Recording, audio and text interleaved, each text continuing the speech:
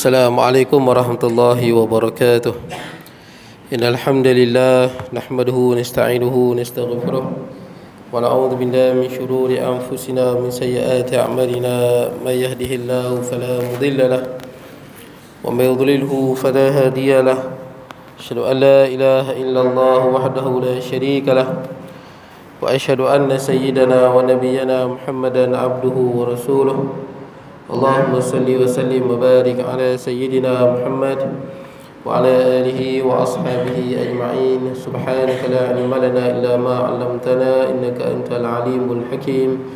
رب اشرح لي صدري ويسر لي أمري واحلل عقدة من لساني يفقه قولي. اللهم لا سهل إلا ما جعلته سهلا وأنت تجعل الحزن والصعب إذا شئت سهلا. ولا حول ولا قوة إلا بالله العلي العظيم. أما بعد. Hadirin sahabat yang dirahmati Allah, alhamdulillah pada malam ni kita dapat bertemu. Baik, kita tengok kitab kita muka surat 47 Furu' al-Masail. Baik. Qala musannifu rahimahullahu ta'ala wa nafa'ana bi ulumi fid darain. Kata pengarang, Su'ila radhiyallahu anhu, ditanya pada seorang lelaki-lelaki yang takut akan zina, seorang lelaki yang takut berzina, dan tiada zina dan tiada kuasa baginya atas meninggalkan wati, maka adakah harus baginya ia wati isterinya yang haid atau tiada? Ada seorang lelaki yang isteri dia tengah haid. Bila isteri tengah haid, kita tak boleh bersetubuh dengan isteri. Tak boleh bersetubuh dengan isteri masa haid, berdosa, hukum dia haram. Jadi boleh tak dia mana ni? Jadi apa yang dia boleh buat lah? Dia tak boleh nak apa? Dia nak bersetubuh dengan bini dia, tak boleh haid. Kalau dia tak bersetubuh dengan bini dia, dia boleh terjebak dengan zina. Ini berzina lah, perhubungan haram. Kalau suami isteri dia panggil jima', bersetubuh. Tapi bukan suami isteri disebut sebagai zina. Benda sama aja. Dan cuma zina ni perbuatan tu sama, cuma zina ni berdosa lah, haram, dosa besar. Jima' ni, kalau jima' dapat pahala. Siapa yang dah kahwin, dia bersetubuh dengan isteri dia mendapat pahala. Dalam hadis Nabi sebut, kalau berzina itu berdosa, maka berjima' hubungan suami isteri mendapat pahala, kerana dia hubungan yang halal. Jadi soalan dia, boleh tak dia bersetubuh dengan isteri dia yang masih haid? Kalau dia tak bersetubuh, menyebabkan dia berzina dengan orang lain. Sebab nafsu dia kuat sangat, dia tak dapat nak kawal nafsu dia. Jadi boleh ke tak boleh? Kita tengok tu apa jawapan dia. Maka dijawabnya, harus yang demikian. Jika takut yang demikian, maka tiada jalannya yang lain. Ini jawapan dia. Kalau betul-betul takut lah. Kalau disebabkan apa? Kalau dia tak bersetubuh dengan isteri dia, maka dia akan berzina. Kalau betul-betul lah macam tu, dia sebut harus dia bersetubuh dengan isterinya. Tapi pandangan ni dia sebut pendek je. Tapi bila kita tengok pandangan yang lebih luas, benda ni memang haram sebenarnya. Haram seharam-haramnya. Cuma di antara dua haram. Di antara dua haram. Makna dia boleh berzina dengan mudah. Boleh berzina dengan macam kita sekarang, tuan-tuan. Bukanlah mudah nak berzina. Bukanlah terbuka sangat. Mungkin kena cari tempat yang tertutup, takut orang tangkap. Kena pergi hotel pun takut kena tangkap tempat kita ni. Ni cerita ni, tuan-tuan, kalau tempat yang mudah dia nak berzina, mudah sangat. Senang kata, sebelah rumah dia tu ada pelacur ke, macam itulah. Maksud dia, kalau dia tak bersetubuh dengan bini dia, dia berzina. Sebab berzina tu bila-bila sahaja boleh. Tuan-tuan faham maksud saya? Sebab ni jawapan ni ringkas, dia kena ada tafsil. Makna dia, kalau dia tak bersetubuh dengan bini dia, maka dia akan berzina. Sebab bila-bila saja dia boleh berzina. Berzina tu mudah, macam petik jari saja. Ada pelacur kat rumah dia ke, ataupun dia memang ada apa, ada jalan, janda sebelah rumah pun memang syok kat dia ke, dia boleh berzina bila-bila masa saja. Jadi kalau dia tak bersetubuh, maka dia akan berzina. Pasal berzina tu mudah. Lainlah cerita kalau nak berzina kena pergi Thailand tu, cerita panjang. Betul tak? Panjang. Nak sampai ke Thailand tu boleh jadi accident dulu, mati dulu kan, boleh jadi macam-macam. Ini cerita ni, kalau betul-betul dia tak bersetubuh dengan bini dia, dia boleh keluar rumah berzina tu. Macam itulah. Barulah diharuskan baginya. Tapi ala kulli hal tuan-tuan, ni dipanggil apa? Irtikab akhafu dararain. Saya takut bukan apa? Takut orang anggap benda ni satu biasa. Betul tak kan? Padahal dia boleh kawal, tapi dia jadikan ini sebagai alasan. Dia boleh je kawal. Nak berzina bukan senang. Betul tak? Kalau kita orang yang main masjid, jenis main masjid, jenis tak kenal orang-orang yang jahat, bukan senang. Tuan-tuan nak cari siapa yang nak berzina dengan kita.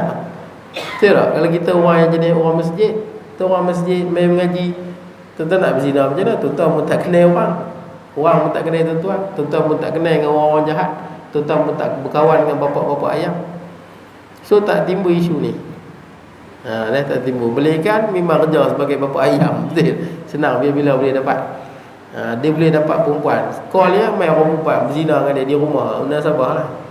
Panggil etika khafu dararain. Kita kena ambil mudarat yang lebih ringan. Ala kulli hal, benda yang haram ni kena tinggal setinggal-tinggalnya. Jangan jadikan biasa kita melanggar perintah Allah Subhanahu Wa Taala. Dia banyak lagi jalan yang lain. Boleh saja keluarkan air mani itu. Betul tak? Keluarkan air mani itu. Air mani keluarkan dengan sengaja air mani, hukum dia haram. Tapi kalau dalam keadaan yang takut berzina, walaupun banyak ulama tak setuju juga tuan-tuan, tak setuju. Sebab Nabi SAW ketika mana Nabi sebut tentang apa? Tentang pemuda kan. Saya bukan apa, kena jelas. Benda haram ni kita kena tekankan. Ini haram-haram. Betul tak? Ini bukan benda yang apa? Benda yang kita boleh buat main. Benda yang boleh buat main, tak apalah. Macam ada setengah orang, dia buat main. Kalau bulan Ramadan, kalau nak bersetubuh dengan isteri, makan dulu dia kata. Subhanallah. Pelik tuan-tuan. Pelik. Yang suruh puasa tu Allah. Yang haramkan makan minum tu Allah. Tiba-tiba disebabkan nak berzina, makan dulu. Pasal apa? Takut kena kafarah. Han takut kena kafarah, tapi han tak takut dengan azab Allah. Ni manusia apa? Saya tak setuju kalau macam tu. Walaupun saya tahu hukum dia, saya tahu dipanggil hilah. Tapi saya pernah dengar ustaz yang mengajar macam tu. Dia kata kalau kita pada bulan Ramadan, kita dah tertarik sangat dengan bini kita, kita nak bersubuh, makan dulu, dia kata, makan dulu. Dia tak tahu benda tu haram. Haram seharam-haramnya. Ini puasa rukun Islam. Betul tak? Rukun Islam. Meringan-ringankan hukum, boleh terkeluar pada Islam. Tak boleh. Walaupun pun terjadi, kau tak boleh makan. Tak boleh makan. Ini arahan daripada Allah. Kecuali lupa ataupun dah nak mati, ataupun dipaksa. Ini semata-mata nak bersetubuh, tak mau bayar kafarah, makan. Sanggup langgar perintah Allah. Ni manusia apa? Mana sifat kehambaan kita pada Allah? Mana ayat Quran dalam diri kita? Fattaqullaha mastata'tum. Bertakwalah pada Allah sedaya yang mungkin. Ni kita boleh buat main. Walaupun saya tahu benda tu memang ada. Dah ada dalam kitab, ada disebut. Walaupun majoriti ulama tak setuju. Majoriti ulama tak setuju dengan pandangan tu. Siapa yang buka puasa dulu makan, kemudian dia bersetubuh, majoriti ulama kata tetap kena. Lagi teruk lagi kena. Lagi teruk lagi kena. Tapi ada pandangan, satu pandangan qaul dalam mazhab Syafi'i yang mengatakan dia tak kena kafarah. Kita takut kafarah lebih daripada takut pada Allah. Ada masalah dalam akidah, ada masalah dalam pemahaman, dalam mengenal Tuhan, ada masalah. Terlalu besar nafsu itu sampai kita tak boleh nak kontrol dia. Sebab tu Nabi, waktu Nabi ajak hamba orang lelaki kan, tentu boleh tengok perbahasan. Harus tak mengeluarkan mani ketika mana tak mampu kahwin. Itu pun jadi perbahasan ulama. Ada yang kata boleh, ada yang kata tak boleh, khilaf. Sebagai ulama tak setuju. Sebab Nabi dah kata, ya ma'syaral sabab, wahai pemuda, man istata'a minkumul ba'ah falyatazawwaj. Siapa yang mampu untuk berkahwin, kahwinlah. Siapa yang tak mampu, fa alaihi bisawm, dia nak puasa. Fa innahu lahu wija, sebab dengan puasa dia boleh mengawal nafsu dia. Jadi tuan-tuan, nak ceritanya benda haram lah, jangan kita anggap remeh. Benda ni haram dan dia berdosa. Kena tinggal sedaya yang mungkin. Kecuali dah memang pengarang kata kalau memang dah Kalau tak tu macam kita lah, masuk hutan, kalau tak makan mati. Yang ada babi contoh, yang ada babi, tak ada option lain. Tak ada option lain. Tak apalah, kalau betul lah. Ni kalau perut pun kenyang lagi, nak makan dah tak boleh. Perut kenyang lagi walaupun sesat, tapi nampak ada babi, bolehlah kita dah sesat lautan. Tak boleh. Dia betul-betul terdesak. Famalik turra, Quran sebut orang yang terpaksa, ghaira baghin, dan dia tidak melampau-lampau, wala adil, wala tidak nak melampaui batas. Makan tu pasal nak hidup, dibenarkan lah. Tapi kalau makan tu memang dapat juga makan babi tu, itu haram. Itu haram. Allah Ta'ala lebih mengetahui tuan-tuan. Tapi benda yang haram ni elakkan. Elakkan.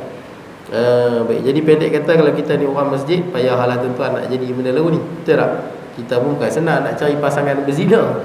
Jadi macam mana nak alasan kita kata boleh jadi berzina? Kita pun tak ada pasangan untuk berzina. Baik, kemudian baik, Su'ila radhiyallahu anhu, daripada seorang apabila beredar antara dua pekerjaan, antara mengeluarkan maninya dengan tangannya dan antara ia wati haid serta takut akan zina, dan apabila kita tegahkan dia, adakah berupa surah masalah pada wati dalam haid dahulu daripada putus haid atau kemudian atau tiada? Bini dia tengah haid, boleh tak keluarkan mani? Soalan ni. Kalau tak keluarkan mani, dia apa? Tuan-tuan boleh tengok nafsu ni, dia sebenarnya orang perempuan lah. Contohlah kita tengok orang perempuan, yang ni lawa.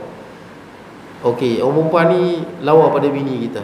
Bini kita dah tua, kita tengok seronok lawa. Tuan-tuan percayalah, nafsu ni bila keluar je air mani tu, dia pun puas. Dia tak ada apa pun tuan-tuan. Bila dia keluar air mani, lawa mana pun orang perempuan, kita tengok kita tak lalu lah. Dia sekejap je masa dia nak tu. Ni hakikat nafsu tu, dia begitu saja. Kita nak makan nasi Arab, kita suka nasi Arab kambing dengan air fresh orange. Okey, tak apalah, orang bagi kita makan sepinggan. Kita nak tambahlah, tambah yang kedua. Tuan-tuan perasan tak, bila tuan-tuan tambah yang kedua, dia tak sedap macam yang pertama. Dia tak sedap. Hak pertama tu sedap. Macam kita buka puasa kan, first makan tu, yang tu punya sedap. Pasal dopamin banyak masa tu. Kat kepala kita dia boost dopamin. Bila kita tambah kali kedua, dia tak sesedap ataupun tak senikmat yang pertama. Kita tambah yang ketiga lagi kurang.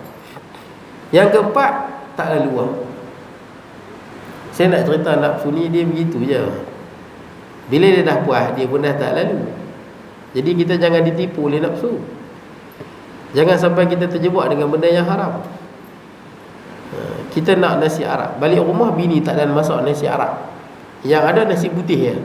Kita pun lapar sangat, kita makan nasi putih setengah periuk. Kenyang tak tuan-tuan makan nasi putih setengah periuk? Kenyang, lapar sangat. Nasi putih setengah periuk dengan ayak, makan, kenyang. Dah kenyang baru anak buat balik nasi Arab kambing. Boleh makan ke tak boleh lah? Tak lalu lah. Pasal apa tak lalu? Itulah nafsu. Dia bukannya terus dia untuk kita hidup lah. Betul tak? Lapar makan, nak zuriat, ada hubungan suami isteri, dia takat tu saja. Sebab tu Nabi pernah sebut tentang nafsu ni. Bila kita keluar rumah, kita tengok ada satu perempuan yang menakjubkan, kita nampak dia lawa, nafsu kita tengok syok, lawa perempuan ni. Nabi kata datangilah isterimu. Sebab sama aja. Bila keluarnya mani, lawa mana pun perempuan depan kita tak lalu dah. Dia tak mau lah. Nafsu takat tu saja. Sehari nanti bila air mani ada balik, penuh balik tuan-tuan, dan dia terenyi balik. Macam tu lah tuan-tuan. Dia pusing macam tu je. Sekal dia pusing macam tu je. Dan kita tahu nafsu ni kadang-kadang dia hilang masa kita sakit kan. Semua kita tak mau. Tengok isteri pun tak lalu, tengok makanan sedap pun tak lalu. Ada masa dia hilang. Jangan kita layan dia layan tak selesai. Ni cerita ni kalau betul-betul terdesak sangat tuan-tuan, terdesak yang amat-amat dah. Baik. Sebab tu tuan-tuan, kenapa Nabi Sulaiman isteri 100, Nabi Daud isteri 100, para Nabi, Nabi Muhammad isteri sampai 11. Para Nabi diberi kekuatan batin yang lebih kuat daripada manusia biasa. Sebab apa? Pasal para Nabi boleh kawal. Tuan-tuan percayalah, nafsu yang dekat kita ni tak kuat mana pun sebenarnya, nak dibandingkan dengan yang ada pada para Nabi. Dia boleh kawal para Nabi punya kekuatan batin dia. Kenapa kita tak kuat sangat? Maksudnya kita nafsu yang tak apa kuat pun tak boleh kawal. Tak mampu, kita ikut je pada dia, tuan-tuan. Baik. Tak apa. Jadi soalan ni, bolehlah keluar air mani? Ataupun dia nak setubuh dengan bini dia. Pasal nafsu dia kuat sangat. Baik. Kita tengok apa jawapan dia.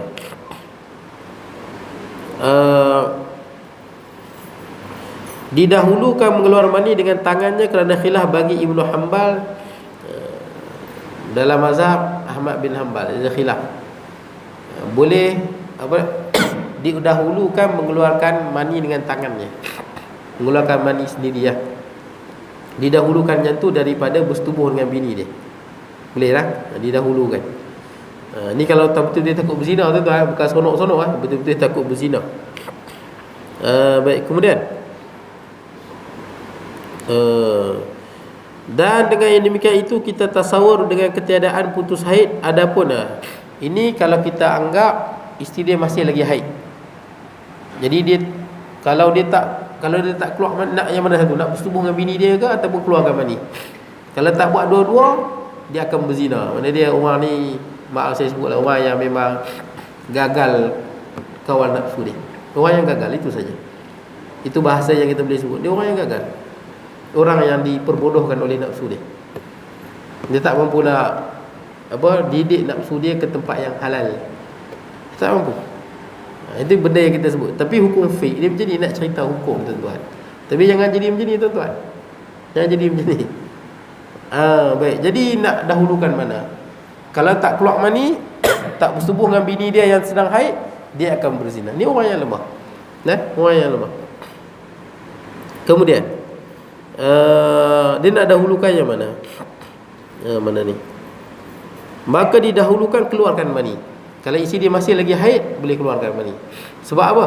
Sebab ada pandangan dalam mazhab Ahmad bin Hanbal yang mengatakan mengeluarkan mani dengan tangan hukum dia harus. Ada pandangan. Tapi pandangan itu dia dhaif lah.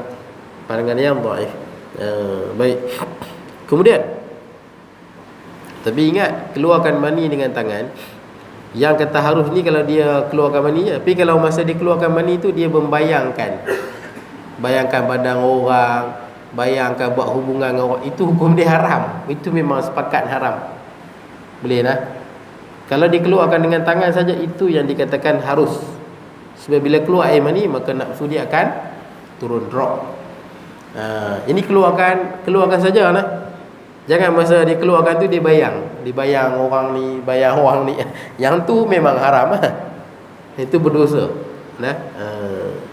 Jadi yang dikata harus dalam mazhab Ibn Hanbal ni, keluarkan dengan tangan, bukan dengan dipikir benda-benda kotor. Baik, kemudian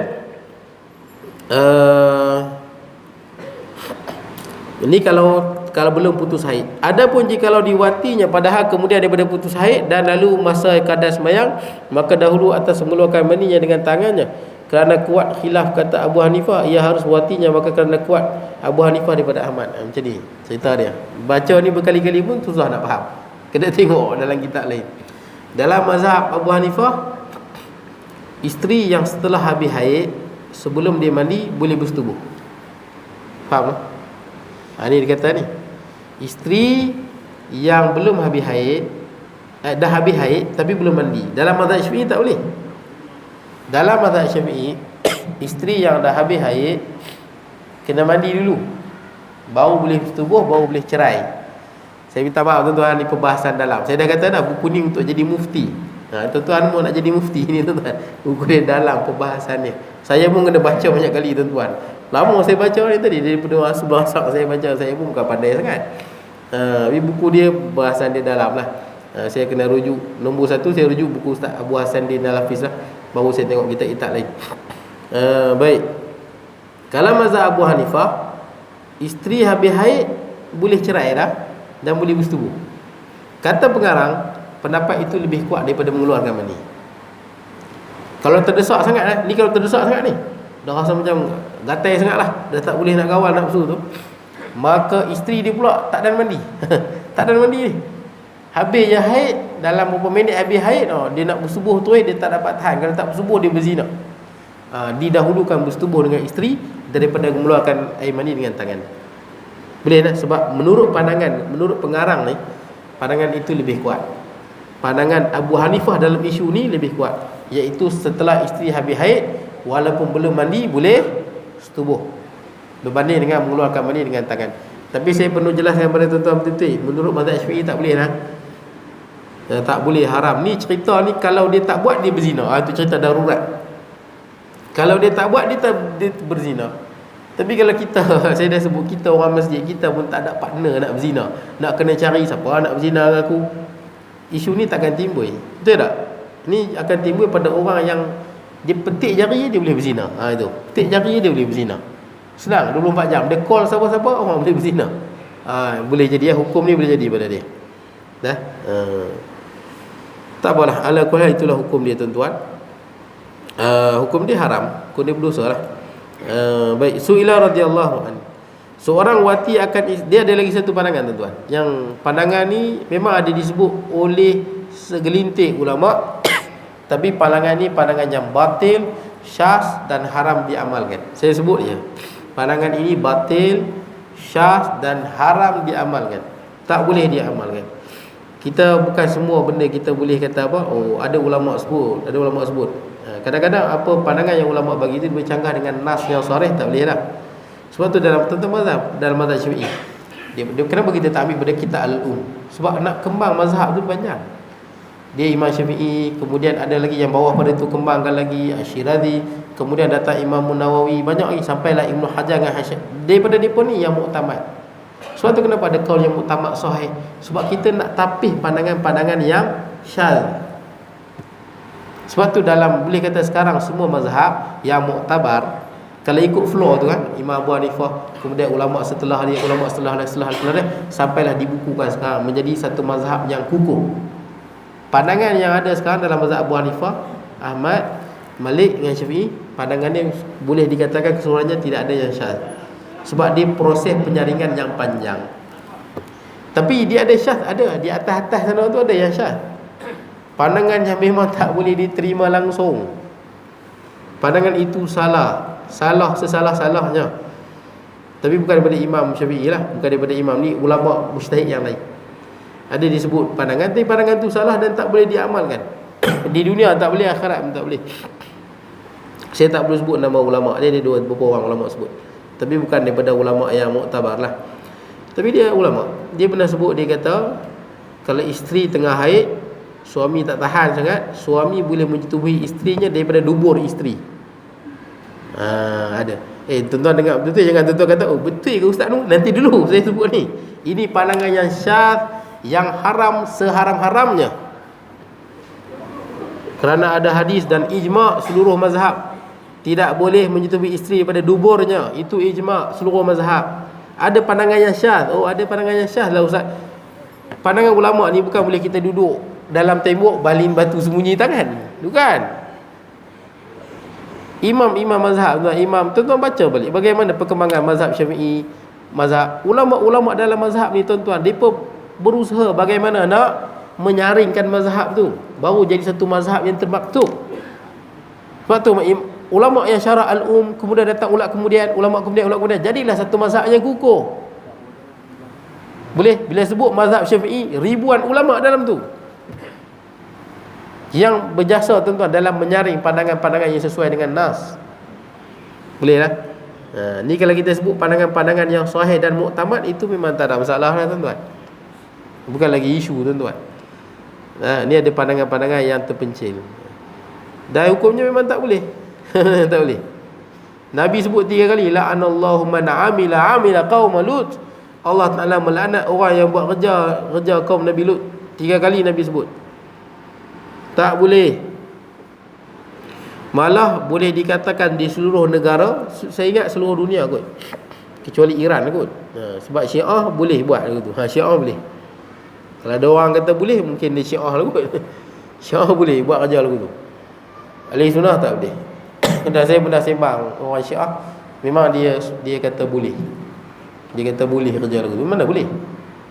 Malah dalam undang-undang, saya ingat hampir seluruh negara, perbuatan itu dianggap seks luar tabi'i. Kalau buat, isteri mengadu, memang suami akan dihukum. Boleh kata hampir ke Malaysia, dan boleh kata hampir seluruh dunia. Kalau isteri mengadu, memang kena suami dia, memang kena. Dan dipanggil seks luar tabi'i. Dan kenapa disebut sebagai perbuatan kaum Nabi Lut? Sebab itulah jadi homoseksual. Jadi kita tahu kan yang LGBT tu kan, lesbian, sembahyang pesyak ke sembahyang terus? Pesyak, okey. Kita ada LGBT kan, lesbian, bisexual, G, gay, B, bisexual, T, transgender kan. Dia start pada zaman Nabi Lut. Macam mana boleh jadi tuan-tuan? Orang lelaki patutnya dengan orang perempuan lah, orang perempuan dengan orang lelaki lah. Macam mana boleh lelaki dengan lelaki, perempuan dengan perempuan, lelaki jadi perempuan, perempuan jadi lelaki ni? Mula daripada suami. Nabi sebut suami pada zaman Nabi Lut, mereka menyetubui isteri mereka daripada dubur. Situ start dia. Mereka start buat dulu, buat kerja yang tak pernah diajak oleh orang. Bila mereka duk buat selalu kat bini dia buat. Ni syaitan lah, bisik benda bukan-bukan tuan-tuan. Sampai tahap dia melalui idea je tu, setubuh isteri melalui dubur. Dia buat dia dah seronok. Lepas tu dia main idea pula, kalau kat isteri boleh buat, kat orang lelaki pun boleh buat juga. Dia jadi lagu tu. Dia pun buat pula kat orang lelaki. Oh, lagi syok buat kat orang lelaki banding dengan buat kat orang perempuan. Apa jadi setelah tu? Yang lelaki nak yang lelaki saja, tak mau perempuan lah. Kami syok dengan lelaki. Apa jadi pada yang perempuan? Yang perempuan pula jadi gersang, tak ada orang lelaki nak kat kami. Lelaki, memang zaman Nabi Lut jadi macam tu. Yang lelaki semua cari lelaki, yang perempuan fikir kita lagu mana? Lelaki semua cari lelaki. Ini sebulan Quran, atatuna syahwatan apa? Atatuna rijala syahwatan min dunin nisa. Kamu datangkan apa? Melepaskan nafsu syahwat kamu terhadap lelaki dengan meninggalkan perempuan. Jadi tuan-tuan, dia berbuat dengan lelaki, yang perempuan jadi gersang lagu mana kita? Dia jadi sihak pula. Sihak ni apa? Lesbian, perempuan. Kau start benda tu, semua benda yang jahat, semua benda yang teruk, dia bermula daripada idea yang jahat yang kecil. Semua mula macam tu. Start pada idea jahat yang kecil, dia akan jadi jahat yang besar. Sebab tu Nabi pada apa? khutbah perpisahan, Hajjatul Wada' kan. Apa Nabi sebut? Hajjatul Wada', khutbah terakhir pesan. Nabi sebut syaitan telah berputus asa untuk menyesatkan kamu dalam benda-benda yang besar, tapi berhati-hati kamu dengan benda-benda yang kecil. Syaitan dia akan rosakkan kita daripada benda yang kecil. Kita ikut dia, seterusnya dia akan jadi benda yang menghancurkan kita. Itu skill syaitan. Dia tak berjaya suruh kita berzina, dia tak berjaya suruh kita buat mensyirikkan Allah, dia suruh kita buat benda yang lain, yang kemudian benda itu bawa kepada benda yang sama ataupun yang lebih teruk. Baik. Jadi itu pandangan tak boleh tuan. Pandangan tu memang tak boleh langsung. Haram dan berdosa dan dilaknat dan termasuk dalam dosa besar. Dan biasanya kalau orang yang buat lagu tu, lama-lama dia memang akan jadi minat ke lelaki biasanya. Itu Nabi sebut. Siapa yang dia buat macam tu kat isteri dia, lama-lama nanti dia tengok kat lelaki pun dia syok tuan-tuan. Baik tuan-tuan.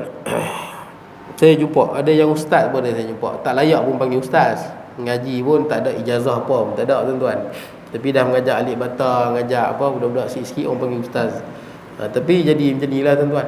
Jadi lagu ni. Ni kalau dalam Islam ni tangkap ni tuan-tuan, memang hukum dia bunuh. Homoseksual hukum dia adalah bunuh. Kalau lesbian tak takzir. Sebab lesbian dia tak boleh memasukkan kemaluan dia kepada orang lain, dia tak boleh. Dia sonok-sonok saja, perempuan-perempuan. Tapi kalau lelaki dengan lelaki, kalau melibatkan memasukkan di kemaluan dia ke dalam dubur lelaki yang lain, kedua-duanya dibunuh. Nabi sebut al-fa'il wal maf'ul.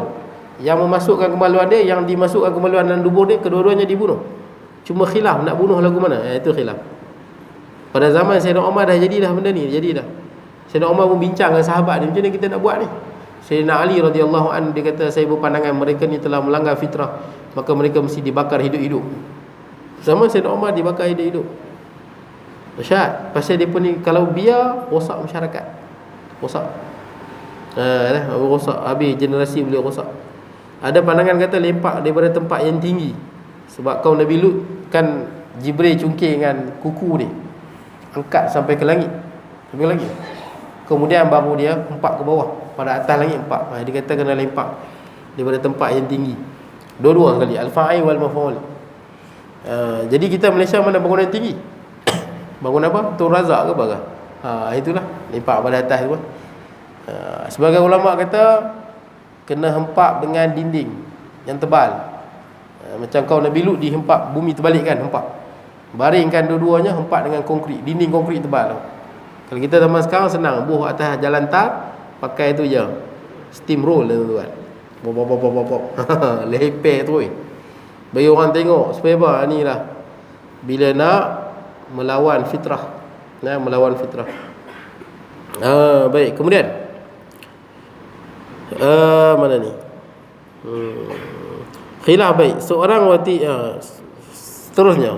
Jadi pandangan tu tak boleh tuan-tuan. Seorang wati akan isterinya, kemudian daripada sudah putus haid dan dahulu daripada mandinya, adakah haram atasnya dan jadi fasik dan ditakzir akan dia atau tiada? Isi dia habis haid, katanya tunggu mandi dulu. Tapi tak tahan lah, dia bersetubuh. Wati ni bersetubuh lah. Apa hukum dia? Maka dijawabnya, dikatakannya iaitu haram. Haram lah. Hukum dia haram. Mandilah dulu. Watinya dahulu daripada mandinya, dan tiada jadi dengan yang demikian itu fasik, sekira ghalib taatnya akan maksiatnya. Tak boleh kata fasik lah kalau dia banyak buat kebaikan berbanding maksiat. Sebab fasik ni orang dosa banyak lebih pada amal. Apa fasik? Dia punya dosa lagi banyak daripada dia punya amal ibadah dia. Jadi kalau dia, sebab ni termasuk dalam dosa. Tapi kalau dia orang ahli ibadah, kalau dosa ni buat nak dibandingkan ibadah dia, banyak lagi ibadah dia, maka dia bukan orang fasik. Tapi kena ingat, ada dosa yang kalau kita buat, walaupun kita ahli ibadah, kita fasik. Ada, dipanggil al-mubiqat, yang menghancurkan seseorang. Contoh dia apa? Fitnah orang lain tak berzina, kita kata berzina. Bunuh orang, minum arak, kemudian makan harta anak yatim, makan riba, dipanggil mubiqat. Persaksian palsu. Yang ni kalau buat tak segera taubat, memang fasik. Itu ya. Tak segera taubat, memang fasik. Dosa-dosa besar kalau buat, cepat taubat. Kalau tak taubat, fasik. Orang yang tak bertaubat pada dosa besar, dia orang fasik. Kemudian, yang ni tak termasuk dalam dosa besar. Yang ni maksud dia, sebab dia ada khilaf benda ni. Mazhab Abu Hanifah kata boleh walaupun sebelum mandi. Mazhab Syafi'i kata tak boleh. Khilaf di dalam ulama. Jadi kita tak bolehlah kata dosa besar. Kemudian haram di sini, haram dalam pandangan mazhab Syafi'i. Mazhab Hanafi kata boleh, tapi kita pegang je lah tuan-tuan. Takkanlah teruk sangat kot. Kemudian boleh kot. Baik, kemudian maka dijawabnya hawati dahulu daripada mandi, dan tiada jadi fasik, dan tidak boleh ditakzir. Tak boleh takzir akan dia atas yang demikian, melainkan jika ia diangkat pekerjaannya pada hakim syar'i dan sudah ditegah daripada demikian itu oleh hakim dan kembali buat pula yang demikian itu, maka baginya ditakzirkan. Makna dia, kalau dia buat macam tu, isteri dia habis haid, tak ada mandi, dia bersetubuh. Mazhab kita tak boleh. Jadi dia tak ditakzirkan, kecuali isteri dia mengadu ke hakim. Jadi suami saya tak ada mandi daripada hadas haid, dia bersetubuh. Mula-mula hakim tengok dia, jangan buat canggah dengan pegangan kita, haram hukum dia. Lepas tu dia buat lagi, baru ditakzir. Kenapa ditakzir? Kerana ingkar arahan qadi. Dia ingkar arahan qadi, boleh takzir lah. Takzir ni lagu mana? Terpulang lah. Penjara 2 hari ke, penjara 5 hari ke, kerja apa? Sapu sampah ke kan, kerja amal ni ke, apa-apa benda lah yang boleh menginsafkan dia. Buat supaya dia insaf. Su'ila radhiyallahu anhu, adakah harus wati akan perempuan yang ia istinja dengan batu? Wati isteri atau tiada? Maknanya isteri dia bila buang air, dia istinja guna batu. Zaman sekarang kita tak guna batu lah. Kita guna apa tuan-tuan? Tisu. Dan tisu kita tahu dia punya fungsi tu lebih berkesan lah berbanding dengan batu. Sebab fungsi dia apa? Dia nak menyerap najis tu. Sekarang kita ada tisu kan. Jadi guna tisu saja, dia tak guna batu. Air ada, dan saya dah sebut kat tuan-tuan, walaupun ada air, sah guna tisu. Boleh saja guna tisu. Tapi yang afdalnya guna tisu, lepas tu guna air. Yang kedua guna air saja, yang ketiga guna tisu saja. Baik. Jadi apa hukum dia? Harus ia wati akan dia, melainkan ia ghalib atas zannya kena najis zakarnya daripada barang yang wajib atas perempuan itu membasuh akan dia, maka tidak harus waktu itu. Maknanya dia kalau isteri dia hanya istinja guna tisu saja, boleh tak suami bersetubuh dengan dia? Boleh saja, kecuali dia rasa kalau bersetubuh ni terkena najis yang tak bersih, yang isteri dia istinja dengan batu tu tak bersih, terkena, ketika tu tak boleh. Dan ketika itu tak boleh, kalau dia rasa macam tu lah. Tapi sepatutnya tak boleh lah rasa macam tu, sebab memang dalam Islam ni sah hukum dia. Betul tak? Sah hukum dia istinja menggunakan tisu ataupun batu, sah. Jadi tak sepatutnya timbul zan yang macam tu. Tak sepatutnya. Baik, tapi kalau timbul zan juga, dia terasa juga macam tu, janganlah ikut zan dia, ikut sangkaan dia. Baik, kemudian macam orang lah tuan-tuan, kita dah ambil sembahyang elok, jangan zan pula apa, tak sempurna lagi, itu dah jadi was-was. Dia jadi was-was pula. Daripada barang, okey, kemudian daripada barangnya adalah perempuan itu permulaan haid, melihat dia akan dia darah 2 hari dan putus sehari. Kemudian demikian pula, maka putus pula hingga begitulah sampai sebulan atas sifat darahnya. Suatu najis jua, maka adalah satu jenis jua, maka adalah kita hukumkan haid sekurangnya haid atau tiada. Ni nak masuk isu yang berat sikit.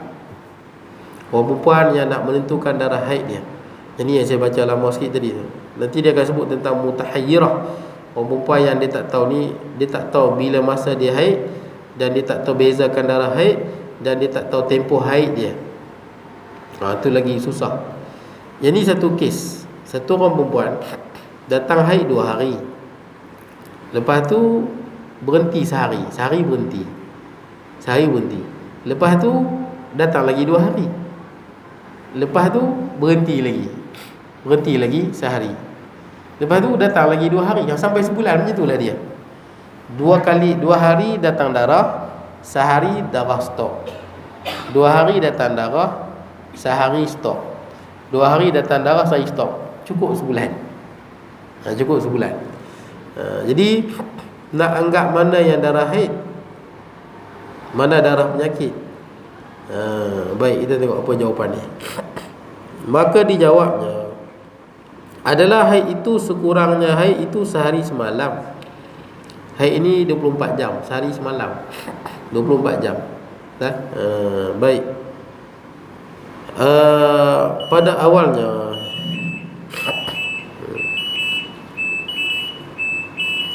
dan suci ia 29 hari. Saya berhenti di sini tuan-tuan, kita ada jenazah. Nak ceritanya, dia kira yang pertama sahaja. Yang pertama itu 2 hari itu sehari semalam lah tuan-tuan. Sehari semalam, contoh, kalau kita haid pukul 3 esok, kan macam dah ambil 2 hari. Betul tak? 2 hari, sehari semalam. Dia 24 jam. Tapi kita bukanlah tepat, betul tak? Cik masuk apa, tak ada lah orang perempuan haid apa, masuk 12 malam kan. 12 malam ni habis 12 malam esok. Dia kan mesti dia ikut masa tu terlajak. Kadang-kadang pukul 1 pagi, betul tak? Kalau dalam Islam ni dia start pada maghrib, betul tak? Maghrib. Ada ke orang perempuan yang masuk maghrib terus period, berhentinya esok waktu apa? Waktu asar, betul tak? Biasanya dia akan terlajak sikit, betul tak? Dia akan masuk hari yang kedua. Tu yang kata 2 hari. Kiranya dalam kes tadi, yang pertama 2 hari itu saja yang dianggap sebagai haid, adapun yang seterusnya semua dianggap sebagai darah istihadah. Boleh dah? Habis. Cukup sekadar tu, akan datang kita sambung tu. Su'ila radhiyallahu an. Bismillahirrahmanirrahim. Allahumma ja'al jam'ana hadza jam'an marhuma tafarruqana min ba'di tafarruqan ma'suma wa la taj'al minna shaqiyya wa la mahzuna wa la matula wa sallallahu alaihi wa alihi wa sahbihi barik sallallahu alaihi wa sallam.